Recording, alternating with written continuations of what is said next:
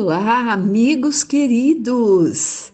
Espero que todos estejam muito, mas muito bem, com a graça de Deus, nosso Pai. Hoje nós vamos dar continuidade ao estudo do Evangelho segundo o Espiritismo, né? E iniciaremos o item 2, autoridade da doutrina espírita, controle universal dos ensinamentos dos espíritos. Nesse item nós vamos estar vendo como Kardec foi prudente, buscando, através dos médiuns de diversas partes do mundo, as respostas àquelas perguntas que ele queria saber, e viu que em várias línguas e um não conhecendo o outro, as respostas eram coerentes, diziam e tinham o mesmo sentido, né? Então não poderia ser uma mistificação, mas ele vai nesse desenrolar nos mostrando direitinho. Então vamos à leitura, vamos aprender um pouquinho para colocarmos em prática. Se a doutrina espírita fosse uma criação puramente humana, só teria por garantia as luzes dos que a criaram.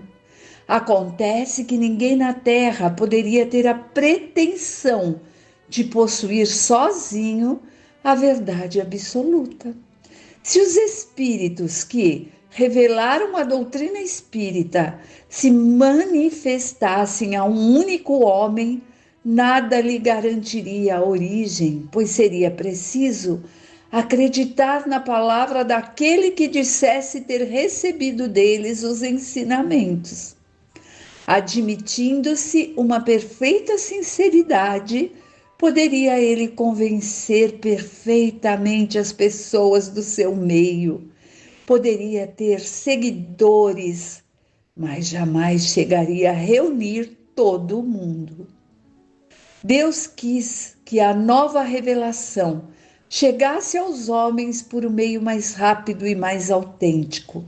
Por isso, encarregou os espíritos de levá-la de um polo a outro, manifestando-se em todos os lugares, sem dar a ninguém o exclusivo privilégio de ouvir suas palavras.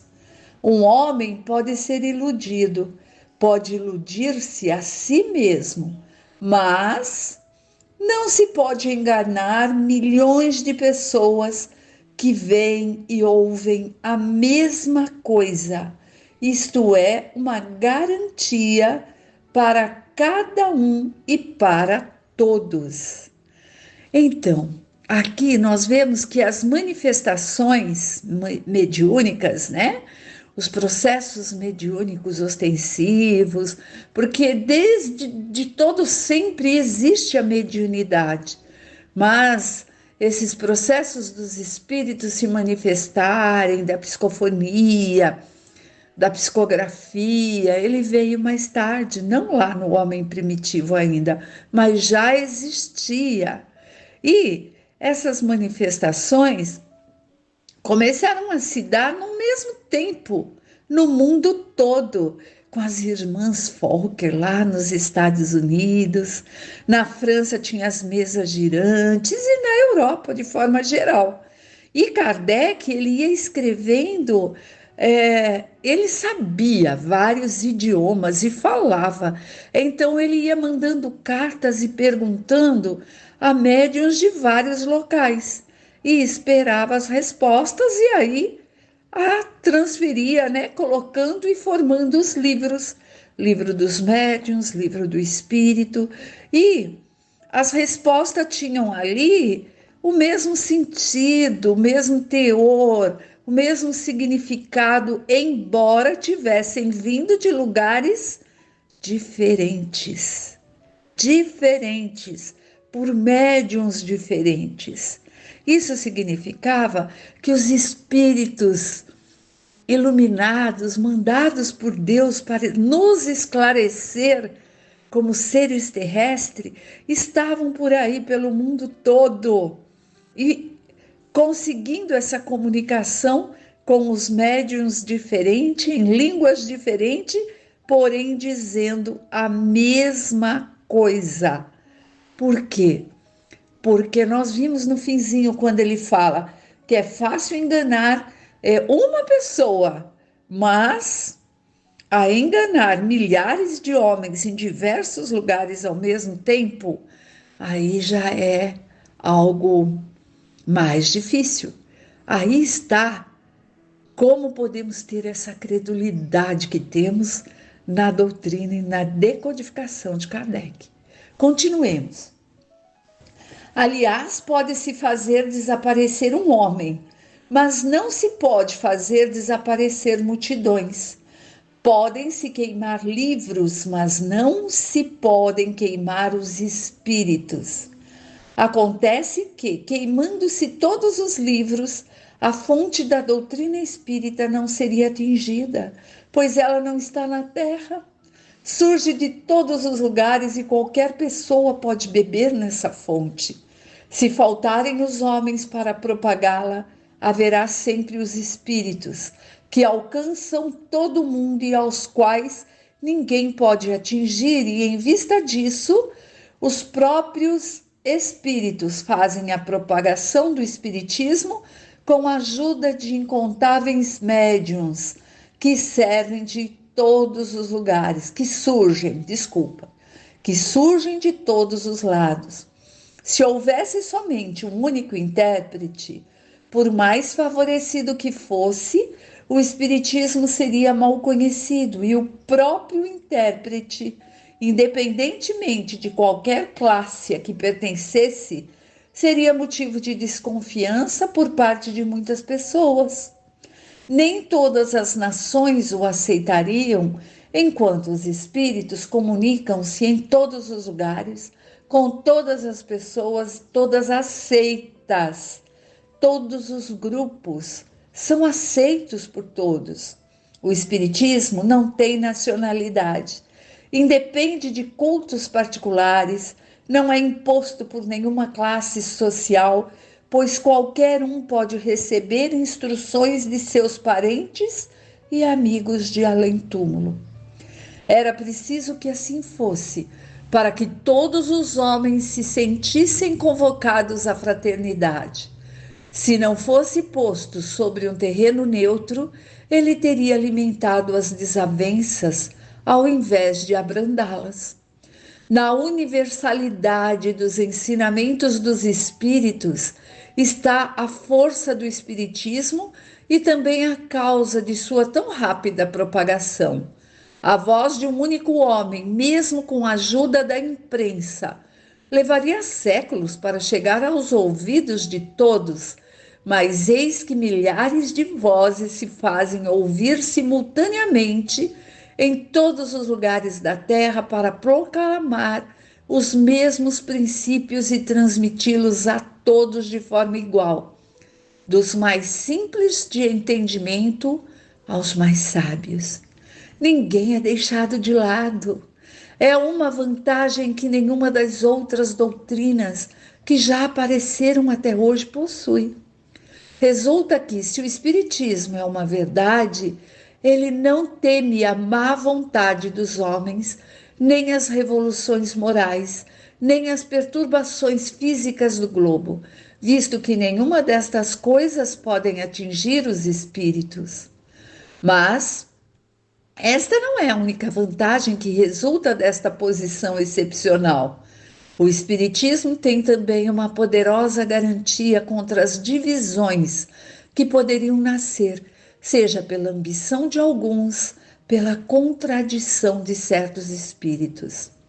Essas contradições são certamente um obstáculo, mas trazem em si mesmas o remédio, que é o lado do mal.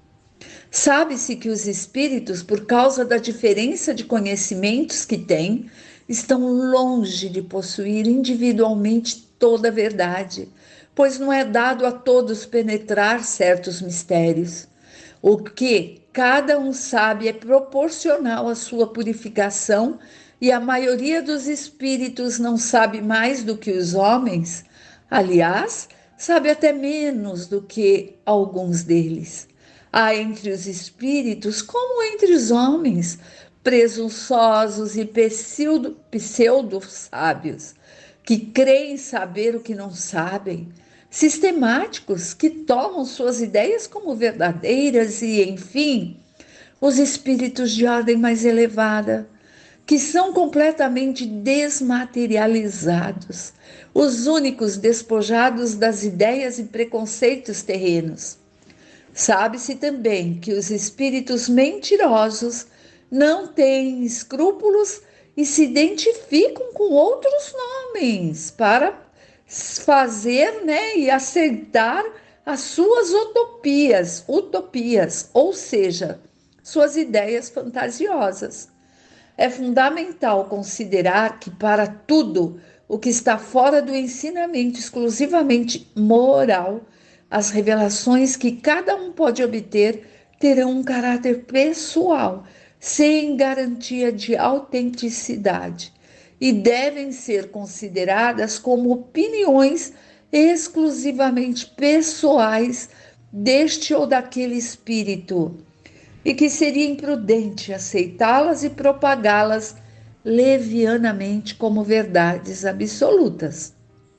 O primeiro exame ao qual é preciso submeter, sem exceção, tudo o que vem dos espíritos é, sem dúvida, o da razão.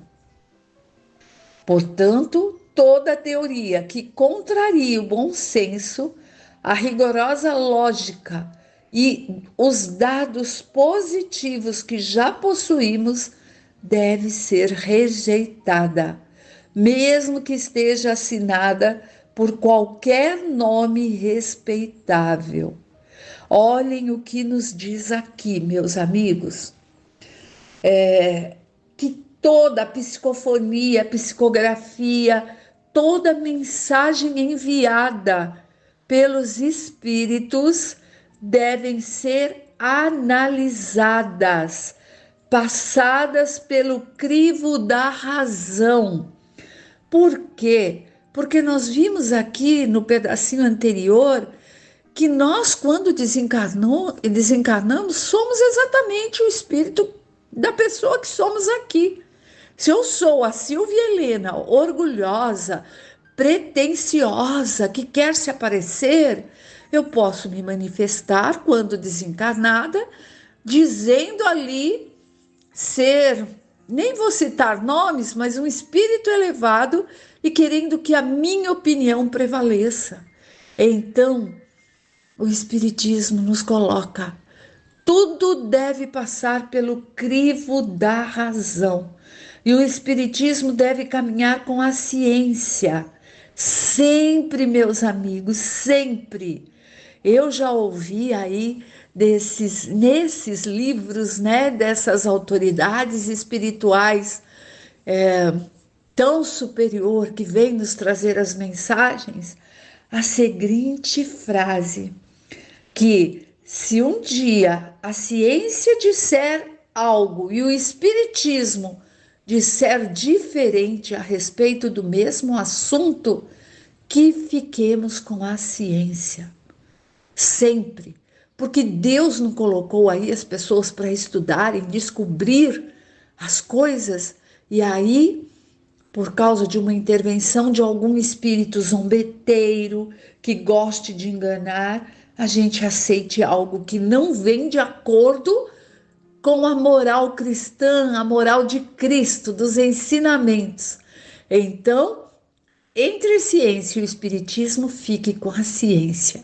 E nesse tempo nós estamos vendo o quanto ambos estão caminhando juntas, lado a lado, e a ciência está ali descobrindo muitas e muitas coisas que acabam fazendo crer aqueles mais incrédulos, tipo São Tomé, que precisa ver para crer, a existência do espírito, que não somos apenas matéria, né? Então vamos continuar nossa leitura. Mas em muitos casos Este exame ficará incompleto em virtude da insuficiente de conhecimento de algumas pessoas e da tendência de muitos em considerar sua própria opinião como único arbítrio da verdade. Nessa situação, como procedem os homens que não confiam de forma total neles mesmos, levam em consideração a opinião da grande maioria, tomando-a como guia. É dessa maneira que devemos proceder em relação ao que dizem os espíritos, já que eles mesmos nos fornecem os meios desse controle. A concordância do ensinamento dos espíritos é, portanto, o melhor de todos os controles, mas ainda é preciso que ocorra em certas condições. A menos segura de todas é quando um único médium pergunta a muitos espíritos sobre algo duvidoso, né? Se um único médium estiver sendo influenciado, obsediado por um espírito, os outros conseguem perceber, né? E aí é evidente que se ele está sob o domínio da obsessão, ou se está em sintonia com um espírito mistificador, esse espírito pode lhe dizer a mesma coisa com nomes diferentes. Não há também uma garantia suficiente na concordância que se pode obter pelos médiuns de um único centro, pois podem estar todos sob a influência de mistificadores. A única garantia dos ensinamentos dos espíritos está na concordância que exista entre as revelações feitas espontaneamente, servindo-se de um grande número de médiuns, estranhos uns aos outros e em diversos lugares. Compreende-se que não se trata aqui de comunicações relativas a interesses secundários, mas das que se referem aos princípios básicos da doutrina espírita. A experiência demonstra que, quando um princípio novo deve ser revelado, ele é ensinado espontaneamente em diferentes lugares, ao mesmo tempo e de maneira idêntica, se não pela forma, pelo menos pelo conteúdo. Portanto, se ocorrer um espírito de formular uma teoria personalizada, baseada nas suas ideias e longe da verdade, pode-se estar certo de que essa teoria ficará circunscrita e limitada, cairá diante da unanimidade das instruções vindas de todas as partes e de maneira idêntica, como já demonstram vários exemplos. É esta unanimidade que faz cair todas as teorias parciais que surgiram na origem do Espiritismo, época em que cada um explicava os fenômenos à sua maneira, antes mesmo que se conhecessem as leis que regem as relações do mundo visível com o mundo invisível. Esta é a base em que nos apoiamos para formular um princípio da doutrina. Não é porque esteja de acordo com nossas ideias que é verdadeiro. Não nos colocamos de modo algum como árbitro supremo da verdade e não dizemos a ninguém: acreditai em tal coisa, pois estamos vos dizendo. Aos nossos próprios olhos, a nossa opinião é apenas uma opinião pessoal, que pode ser verdadeira ou falsa, visto sermos tão falíveis quanto qualquer pessoa. Não é porque um princípio nos foi ensinado que devemos tomá-lo por verdadeiro, mas sim porque teve aprovação geral.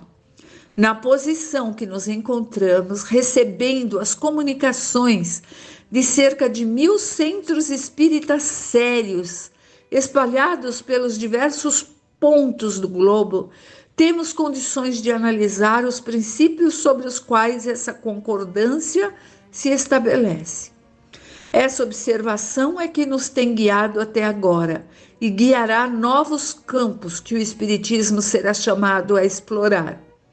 É assim que, ao estudarmos atentamente as comunicações vindas de diversas partes, tanto na França quanto do estrangeiro, reconhecemos na natureza toda especial das revelações que há uma tendência para se entrar num novo caminho e que é chegado o momento de dar um passo à frente.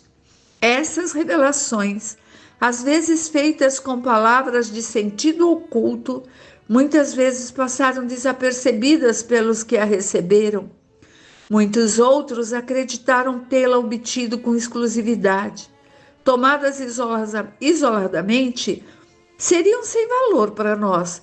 Apenas coincidência lhe dá seriedade.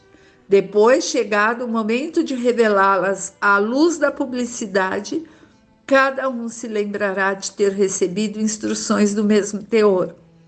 É este movimento geral que observamos e estudamos com a assistência de nossos guias espirituais, que nos auxiliam a julgar a oportunidade de fazermos ou não alguma coisa. Aqui, é onde começa a consolidar o Espiritismo. Ele vem nos falando dessa revelação, que é a terceira revelação. Então, vai começando ali essa consolidação.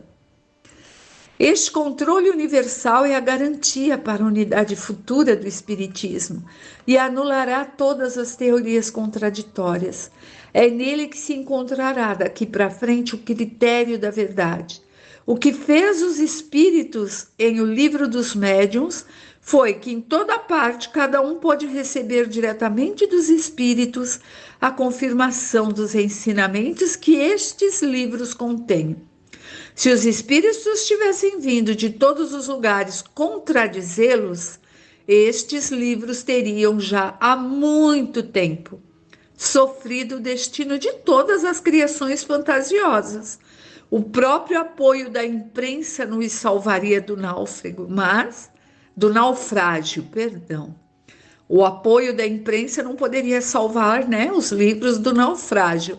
Mas, embora não tendo contado com esse apoio, eles rapidamente abriram seus caminhos e avançaram com segurança. Isso aconteceu porque tiveram o apoio dos espíritos, cuja boa vontade compensou em muito a má vontade dos homens. Assim será com todas as ideias vindas, quer dos espíritos ou dos homens, que não puderem suportar a prova deste confronto, cujo poder não há quem possa contestar. Suponhamos, portanto, que agrade a alguns espíritos ditar com um título qualquer um livro de sentido contrário.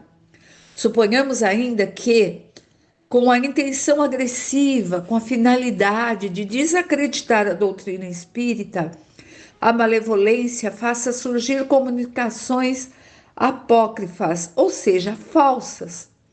Que influência poderiam ter esses escritos se são desmentidos em todos os lugares pelos espíritos? É dessa adesão desses últimos que seria preciso se certificar antes de lançar um sistema em seu nome. Do sistema de um só e de todos, existe a distância que vai da unidade ao infinito. Que poder teriam até mesmo todos os argumentos dos difamadores sob a opinião das massas, se milhões de vozes amigas vindas do espaço vêm de todos os cantos do universo e no seio da família contradizendo os difamadores e confirmando esses princípios? E a experiência sobre este assunto já não nos confirmou a teoria? Em que se transformam todas essas publicações que deveriam supostamente destruir o espiritismo? Qual foi a que pelo menos lhe diminuiu a marcha? Até hoje não se tinha prestado a devida atenção a esta questão sob este ponto de vista, e sem dúvida é um dos mais sérios e importantes. Portanto, meus amigos amados, com todas essas questões, nós vamos parar aqui no meio deste item, porque ainda falta ali um tantinho para ser lido, pensado, estudado, pesquisado e principalmente entendido por nós, né? E para não correr e querer terminar o título, não é assim que estudamos, né? O Evangelho. Estudamos miudinho, palavra por palavra, questão por questão, para que possamos entender, né? O que estamos lendo.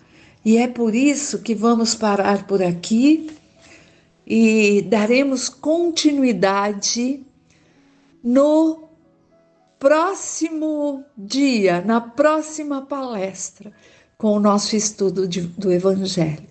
Fiquem todos que estão ouvindo, que estão estudando, que estão buscando esse burilamento na parte moral, nesse melhoramento íntimo, nessa vontade de poder evoluir dia a dia com pequenas coisinhas. No bom dia, bem dado aquele vizinho do lado, com vontade de que ele tenha realmente um bom dia, já é praticarmos um pouquinho dessa caridade de emissão e transmissão de energia. Amigos queridos, fiquem com Deus e tenham dias lindos pela frente. Até breve, se assim for da vontade de nosso Pai. Fiquem em paz.